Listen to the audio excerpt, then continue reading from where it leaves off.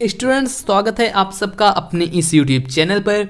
आज की इस वीडियो में मैं आपको विलेन बताऊंगा और विलेन किन घटकों से मिलकर बना होता है, जैसे विलेय और विलायक और सांद्र जो होता है विलेन और तनु विलेन होता है, उसके बारे में भी आपको बताऊंगा। सारी चीज़ें आपको इस वीडियो में पता लगने वाली हैं। बहुत ही छोटी वीडियो होने वाली है।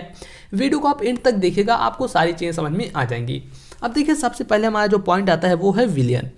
आखिर विलेन कहते किसको है, विलेन होता क्या है। अब आपको ये समझना है तो आप समझिए, दो या दो से अधिक पदार्थों के समांगी मिश्रण को विलेन कहते हैं। अब देखिए, आप कहेंगे समांगी मिश्रण क्या होता है, तो ऐसा मिश्रण जिनमें देखिए, जैसे आप चीनी ले लीजिए और पानी ले लीजिए, चीनी और पानी आप ले लिए, उसको आप एकदम मिक्स कर देंगे। मिक्स करने के बाद आप बताइए कि क्या उसको आप देख पाएंगे? आप नहीं देख पाएंगे। या फिर पानी और नमक ले लीजिए या फिर शरबत ले लीजिए, उसमें देखिए उसके जो कण होते हैं आप उसको नहीं देख सकते। तो जिन्हें आप नग्न आंखों से ना देख पाएँ उन्हें हम कहेंगे यहाँ पर समांगी मिश्रण। तो इसको आप समझ लीजिए, समांगी आप जाने दीजिए, बाकी इसको आप समझिए। देखिए, दो या फिर दो से अधिक पदार्थों के समांगी मिश्रण को विलयन कहते हैं।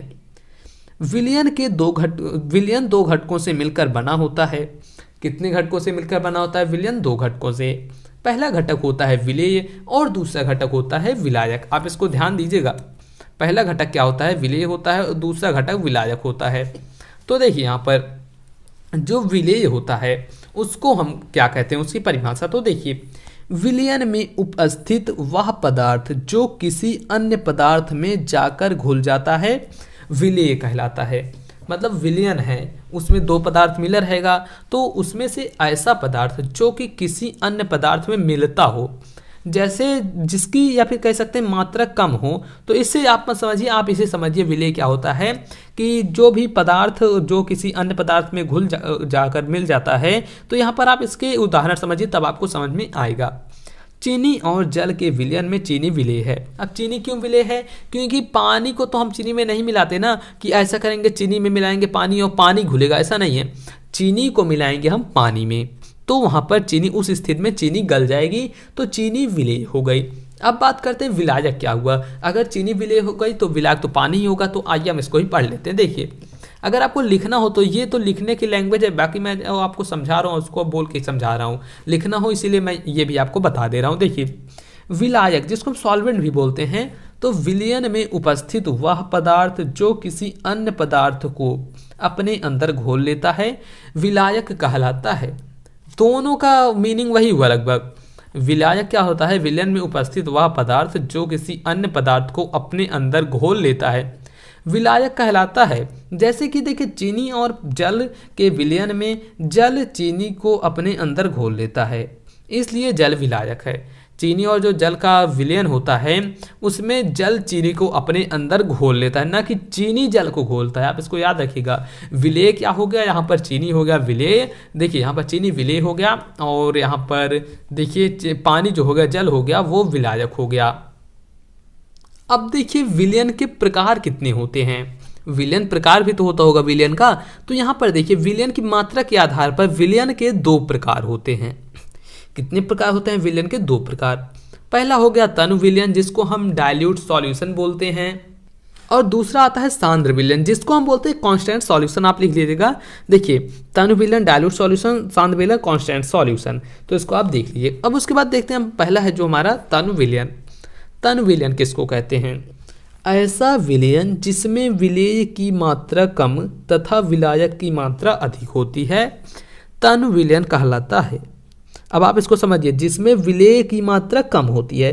तनु से आप एक चीज ये भी याद कर लीजिए कि सरला, कमजोर। तनु मतलब क्या? आप याद रखिएगा कि कमजोर।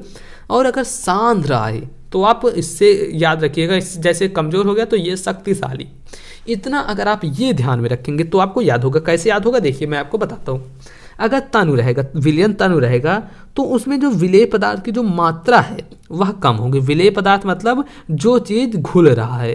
आप समझिए, जैसे चीनी घुल रही थी तो चीनी की मात्रा कम होगी और विलायक की मात्रा अधिक होगी, और पानी की मात्रा जो होगी वह अधिक होगी, तो उसे तनु विलयन कहेंगे। इतना आपको समझ में आ रहा है? अगर समझ में आ रहा है तो आप हमें कमेंट बॉक्स में बताइए।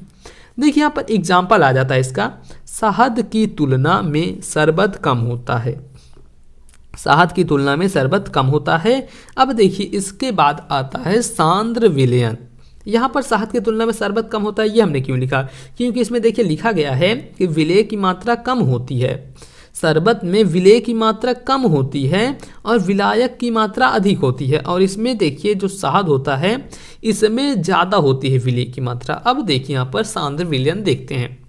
ऐसा विलयन जिसमें विलेय पदार्थ की मात्रा अधिक, ऐसा विलयन जिसमें विलेय पदार्थ की जो मात्रा है जो घुल रहा है वह अधिक तथा विलायक पदार्थ की मात्रा कम होती है। विलेय पदार्थ मतलब जो घुल रहा है उसकी मात्रा तो बहुत अधिक होगी, परंतु जो विलायक होगा विलायक की मात्रा कम होती है, सांद्र विलयन कहलाता है। आप याद रखिए इसको हम सांद्र विलयन कहते हैं। और जैसे इसका जो उदाहरण है, शरबत की तुलना में शहद सांद्र विलयन है, शरबत की तुलना में शहद जो है वह सांद्र विलयन होता है। आप इसको तैयार कर लीजिएगा। देखिए यहाँ पर हमारा जो विलयन था, विलयन टॉपिक खत्म हो गया। दो या दो से अधिक पदार्थों के समांगी मिश्रण को विलयन कहते हैं। उसके बाद देखिए जो आ गया हमारा विलयन के बाद आ गया कि वो दो घटकों से मिलकर बना होता है, जो आपने पिछले दो घटक पढ़े विलेय और विलायक। अब उसके बाद आया यहाँ पर तन विलयन और सांद्र विलयन, तो इन सभी को भी आपने पढ़ लिया। अब ये जो देखिए विलयन है ये आपके 9th 10th 11th 12th और आगे जितने भी एग्जाम्स हैं उसमें भी आपको देखने को मिलेगा। तो आप इसको ज़रूर से तैयार कर लीजिएगा और आप नोट्स बना लीजिए। अगर आप हाई स्कूल में हैं तब तो आप हमारे चैनल से पढ़ाई कर सकते हैं, क्योंकि इस चैनल पर आपको डेली नई नई वीडियोस मिलती रहती हैं आपके बोर्ड एग्जाम से रिलेटेड। ओके स्टूडेंट्स, अगर आपको समझ में आ गया हो तो आप एक लाइक कर दें। चैनल पर अगर आप पहली बार विजिट कर रहे हो तो चैनल को सब्सक्राइब कर दें। चलिए स्टूडेंट्स, मिलते हैं आपको किसी और नेक्स्ट वीडियो में।